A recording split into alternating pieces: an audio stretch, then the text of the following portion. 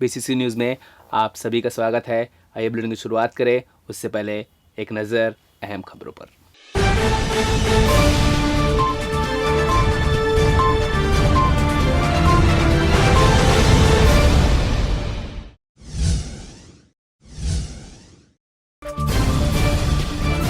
Commissioner पहुंचे निरीक्षण पर, कार्यों के लिए जानकारी।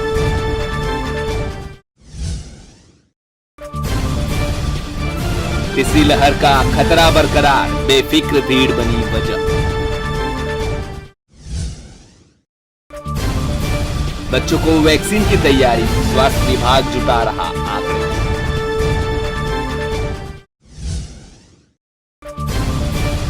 कोरोना संक्रमण के मामलों में बढ़ोतरी, 24 घंटे में हुआ विस्फोट।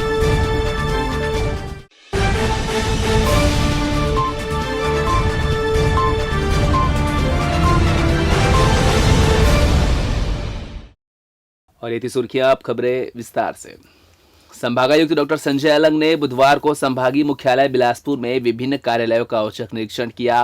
रिकॉर्ड और पंजी समुचित रूप से संधारित नहीं करने पर उन्होंने 2 कर्मचारियों को कारण बताओ नोटिस और 1 कर्मचारी का वेतन वृद्धि रोकने का निर्देश दिया। संभागायुक्त डॉक्टर अलंग सबसे पहले राजस्व मंडल परिसर में स्थित ग्रामीण यांत्रिकी सेवा संभाग बिलासपुर के अधीक्षण अभियंता और कार्यपालन यंत्री के कार्यालय पहुंचे।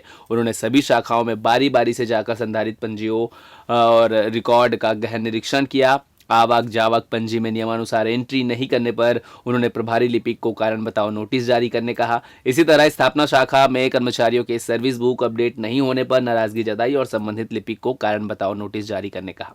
केस बुक पर पूर्ण रूप नहीं आने पर प्रभारी लिपिक का वेतन वृद्धि रोकने का आदेश भी दिया। लेखा शाखा में संधारित सभी पंजियों की गहनता से जांच की गई। डॉक्टर अलंग ने अधीक्षण अभियंता से कहा कि कार्यालय में पदस्थ सभी राजपत्रित अधिकारियों को एक एक टेबल निरीक्षण करने का दायित्व सौंपे और अगले माह तक कार्यालय के सभी रिकॉर्ड अपडेट करने के भी निर्देश दिए।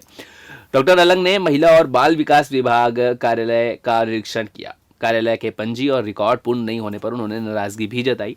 उपस्थित पंजी, आवक जावक पंजी, केस पंजी, भंडार पंजी का निरीक्षण किया। केस पंजी में भंडार पंजी का मिलान करने कहा। वितरण पंजी, आवंटन पंजी संधारण के संबंध में आवश्यक निर्देश दिए। कर्मचारियों का पूर्ण सर्विस बुक 2 हफ्ते के भीतर पूर्ण कर सत्यापित नहीं होता है तो संबंधित शाखा लिपिक पर कार्रवाई के निर्देश भी दिए।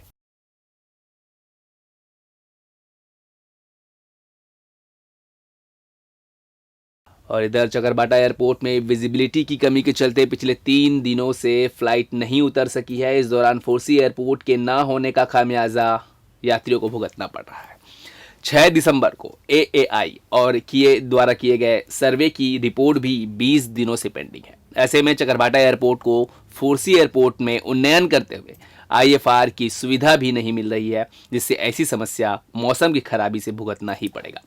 एक तरफ फोर्सी लाइसेंस को लेकर आंदोलन गर्माता जा रहा है, दूसरी तरफ एयरपोर्ट को आईएफआर में उन्नयन करने की योजना एआई के सर्वे की रिपोर्ट के इंतजार में दम तोड़ रही है। महज 1 हफ्ते में सौंपी जाने वाली रिपोर्ट 20 दिनों के बाद भी नहीं पहुंच पाई है। आईएफआर यानी इंस्ट्रूमेंट फ्लाइट रूल्स ना होने के चलते 35 से 5000 मीटर की विजिबिलिटी नहीं मिल रही है। पायलट चकरभाटा एयरपोर्ट में फ्लाइट उतारने के बजाय सीधे आईएफआर एयरपोर्ट यानी रायपुर में लैंडिंग कर रहे हैं। इधर रायपुर से दर्जन भर यात्रियों को रोजाना कई दिक्कतों का सामना करते हुए बिलासपुर तक पहुंचना पड़ रहा है। गुरु घासीदास सेंट्रल यूनिवर्सिटी का पूरा कैंपस आने वाले दिनों में सोलर एनर्जी से जगमगाएगा। सेंट्रल यूनिवर्सिटी अपने कैंपस में 2 मेगावाट का सोलर एनर्जी पावर प्लांट लगाने जा रहा है। इस सोलर एनर्जी प्लांट की लागत लगभग 14 करोड़ 50 लाख की है। का सोलर एनर्जी प्लांट लगाने का काम सेंट्रल यूनिवर्सिटी में शुरू भी हो गया है। गुरु घासीदास सेंट्रल यूनिवर्सिटी अपने पूरे कैंपस में सोलर सिस्टम लग जाने से इलेक्ट्रिक के क्षेत्र में आत्मनिर्भर हो जाएगा। यूनिवर्सिटी में प्रशासनिक भवन, कुलपति, रजिस्ट्रार दफ्तर, प्रशासन, गोपनीय आदि विभाग कार्यालय है। इसके अलावा यूनिवर्सिटी में यूटीडी और अलग अलग टीचिंग डिपार्टमेंट के भवन है जहां इलेक्ट्रिक की खपत होती है। इन सारे भवन डिपार्टमेंट में सोलर सिस्टम से जुड़ जाएंगे, जिससे वहां पर सोलर एनर्जी से काम हो पाएगा। देश में कोरोना वायरस के नए केस में बुधवार को 44% का उछाल देखने को मिला। एक ही दिन में 9,195 नए केस मिले, जबकि रिकवर होने वाले लोगों की संख्या 7,347 ही रह गई। इसके चलते एक्टिव केसों की संख्या 77,000 से ज्यादा हो गई। यही नहीं, ओमिक्रॉन वेरिएंट भी तेजी से बढ़ते हुए 781 तक पहुंच गया। ऐसे में इस बात की आशंकाएं जताई जाने लगी है कि क्या देश में कोरोना वायरस की तीसरी लहर ने दस्तक दे दी है।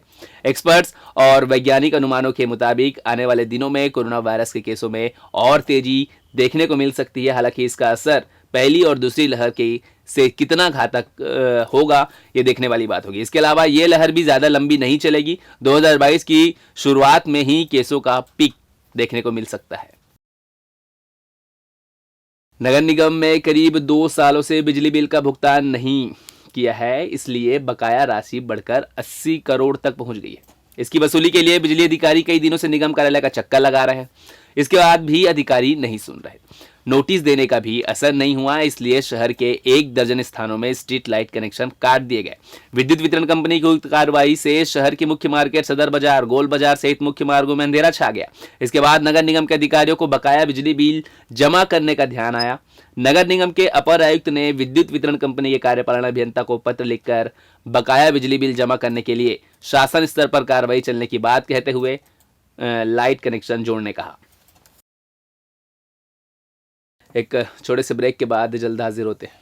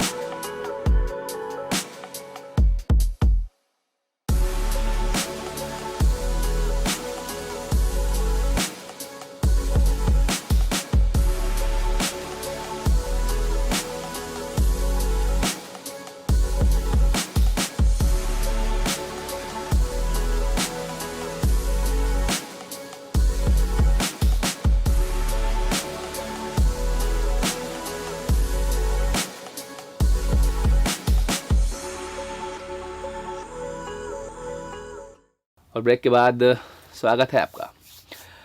कोरोना के नए वेरिएंट ओमिक्रॉन के खतरे के मद्देनजर बच्चों को वैक्सीन लगाने केंद्र सरकार द्वारा लिए गए निर्णय पर जिले में तैयारियां शुरू कर दी गई है। इसके तहत चलने वाले टीकाकरण अभियान का नया चरण 3 जनवरी से शुरू हो रहा है। इस चरण में 15 से 18 वर्ष तक के बच्चों को कोवैक्सीन टीके की खुराक लगाई जाएगी। जिले में ऐसे 1,16,143 बच्चों को टीका लगाए जाने की तैयारी तेज हो गई है। जिन बच्चों का जन्म 2007 से पहले हुआ है उन्हें ही टीका लगाया जाएगा। बताया जा रहा है कि कोरोना के संभावित तीसरी लहर से बच्चों को बचाने के लिए उन्हें भी कोरोना वैक्सीन लगाया जाएगा। टीकाकरण शुरू होने से पहले स्वास्थ्य विभाग टीकाकरण कर्मियों को अलग से प्रशिक्षण भी देगा। मंगलवार को राज्य टीकाकरण अधिकारी डॉक्टर VR भगत ने वीडियो कॉन्फ्रेंसिंग के माध्यम सभी टीकाकरण अधिकारी, शिक्षा अधिकारी की बैठक ली। इस दौरान बताया गया कि सभी कोरोना टीकाकरण केंद्रों के जरिए ही बच्चों का भी टीकाकरण होगा। केंद्र सरकार ने तय किया है कि बच्चों को केवल कोवैक्सीन लगाई जाएगी। दिशा निर्देश आने के बाद जिला स्तर के कर्मचारियों को राज्य स्तर से ही प्रशिक्षण दिया जाएगा। गाइडलाइन के मुताबिक टीकाकरण में लगे लोगों को सैनिटाइजेशन जरूरी है। इस प्रशिक्षण के बाद ही टीकाकरण शुरू होगा। इसके साथ ही स्कूल शिक्षा विभाग से जिले में कुल कितने स्कूल हैं, इन स्कूलों में 15 से 18 साल के कितने बच्चे पढ़ रहे हैं, इसकी भी जानकारी मांगी गई है। महामाया मंदिर ट्रस्ट रतनपुर द्वारा सामाजिक सरोकार के कार्यों सहित कई महत्वपूर्ण कार्य संचालित किए जा रहे हैं। इसी कड़ी में ठंड के बढ़ते प्रकोप को मद्देनजर गुरुवार को मंदिर ट्रस्ट द्वारा परिसर में ही नगर के सफाई कर्मियों, मंदिर के कर्मचारियों, नगर के भिक्षुओं, बुजुर्गों को स्वेटर और टोपी का वितरण किया गया। बड़ी संख्या में इस दौरान जरूरतमंद जहां पहुंचे थे, जिन्हें मंदिर ट्रस्ट के अध्यक्ष आशीष सिंह, मैनेजिंग ट्रस्टी सुनील सोनथलिया सहित अन्य सहयोगियों द्वारा वितरण किया गया। महामाया ट्रस्ट के द्वारा महामाया परिसर के अलावा भी नगर के कुछ सामाजिक सरोकार में महामाया ट्रस्ट लगी रहती है और ये बहुत खुशी की बात है कि आज महामाया ट्रस्ट के सारे ट्रस्टियों ने एक निर्णय लिया कि जो ठंड के समय में जो लोग सफाई दीदी हैं और जो भिक्षुक हैं उनके लिए कुछ करना चाहिए। तो पहले कंबल की बात हुई थी, फिर ये तय हुआ कि कंबल बहुत सारी संस्थाएं दे रही हैं तो स्वेटर दिया जाए। तो जो हमारी सफाई दीदी हैं और जितने भिक्षुक हैं और वार्ड में ऐसे लोग जो जिनके चिन्हित किया गया जिनके पास स्वेटर या किसी चीज़ की कमी है तो उसके लिए लगभग 500 के करीब स्वेटर का वितरण किया गया। जांजगीर चांपा जिले में जमीन विवाद की वजह से भाई ने दामाद के साथ मिलकर अपने भाई पर गैती से प्राणघातक हमला कर दिया, जिसकी वजह से पीड़ित के सिर पर गंभीर चोट आई। परिजनों ने उसे जिला अस्पताल में भर्ती कराया है, जहां सिर पर 50 टाका लगाया गया है। बताया जा रहा है कि हमले के बाद आरोपी खुद थाने भी पहुंच गए, जिन्हें जेल भेज दिया गया है। मिली जानकारी के मुताबिक जांजगीर थाना क्षेत्र के वसंतपुर गांव में गोपी यादव पिता स्वर्गीय रामाधार यादव नामक व्यक्ति के द्वारा जमीन विवाद में अपने बड़े भाई दुर्गेश यादव पिता स्वर्गीय रामाधार यादव पर दामाद के साथ मिलकर गैती और डंडे से हमला किया गया। हमले से लहूलुहान दुर्गेश यादव को मृत समझकर छोड़ दिया और गोपी यादव ने खुद जांजगीर थाने पहुंचकर हमले की सूचना पुलिस को दी। इसके बाद मौके पर पहुंची जांजगीर पुलिस की टीम ने घायल दुर्गेश यादव को परिजनों की मदद से जिला अस्पताल जांजगीर लाकर भर्ती कराया। गैती के हमले में घायल दुर्गेश यादव के सिर में 50 टाका लगाया गया है। जांजगीर चांपा पुलिस ने पहले के आरोपी गोपी यादव और उसके दामाद लालू यादव को पीड़ित दुर्गेश यादव के बयान के आधार पर धारा 307 34 भादवी के तहत विधिवत गिरफ्तार कर लिया है और न्यायिक अभिरक्षा में भेज दिया है ना जी। मैं नहा के आए ना तो हमारे बाड़ी बोए हम छोड़े थे और बाड़ी के लकड़ी सकड़ी फेंका दी थे तकाव फेंका था कि मना करे तो मार दिस मला। नहीं कुछ बन नहीं। हाँ पर जमीन भी आज से थोड़ा हल्का हाँ भाई की बांट वाला और संबंध हमारे से यह 1:20 के लिए नहीं घर में लगे छे हम अकेला रहे जी। समूचे विश्व में कोरोना के नए वेरिएंट ओमिक्रॉन के दस्तक ने सभी की नींद उड़ा दी है। इस बीच नए वेरिएंट के अलावा कोरोना के मामलों में अचानक वृद्धि दर्ज की गई है। मंगलवार को तो छत्तीसगढ़ में कोरोना विस्फोट बनकर उभरा है, जहां 3 जिलों से ही 41 मरीजों की पहचान फिर स्वास्थ्य विभाग ने की है।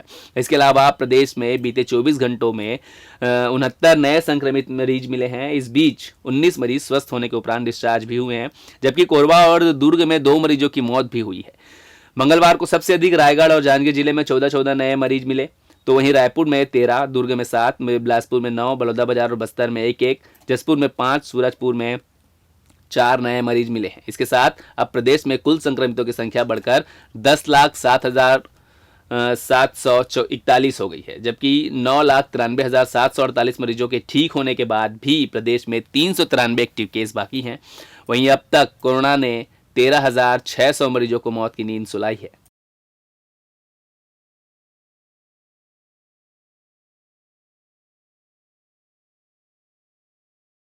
कोरोना का काला अध्याय अब तक खत्म हुआ नहीं था कि कोरोना के तीसरे वेव ने समूचे प्रदेश को मुसीबत के कटघरे में ला खड़ा कर दिया है। इस बीच बेखौफ नियमों को ताक में रखकर घूमने वाले लोग कोरोना रूपी राक्षस के सैनिकों की भूमिका निभा रहे हैं।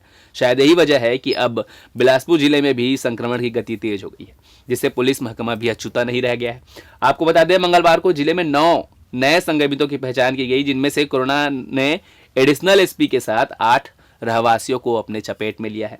सूत्रों से मिली जानकारी के अनुसार एडिशनल एसपी उमेश कश्यप ने स्वास्थ्य में असहज परिवर्तन के बाद सोमवार को अपना कोरोना टेस्ट RT-PCR कराया, जिसकी रिपोर्ट पॉजिटिव आई। उनकी रिपोर्ट आने के बाद पूरे पुलिस महकमे में हड़कंप मच गया।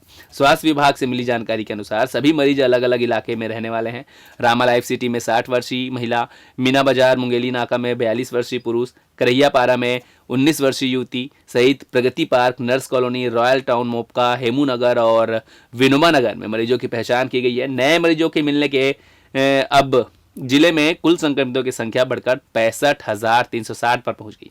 कोरोना के मामले बढ़ते ही जिले में एक बार फिर विदेशों से यात्रियों के आने का सिलसिला शुरू हो गया है, जहां हाल ही में जर्मनी, मालदीव, संयुक्त अरब अमीरात में से 13 लोग बिलासपुर लौटे हैं। सूचना मिलने पर स्वास्थ्य विभाग ने चंदन पार्क, रामा ग्रीन सिटी, सोन गंगा कॉलोनी सहित उनके घरों पर क्वारंटाइन कर दिया है। नए यात्रियों को मिलाकर अब तक 290 लोग विदेश से आ चुके हैं। 159 लोगों का 14 दिनों का क्वारंटाइन पीरियड पूरा हो गया है। 131 लोगों की निगरानी स्वास्थ्य विभाग की टीम कर रही है।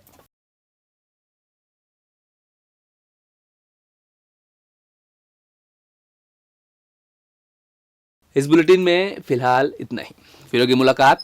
आप बने रहें हमारे साथ। नमस्कार।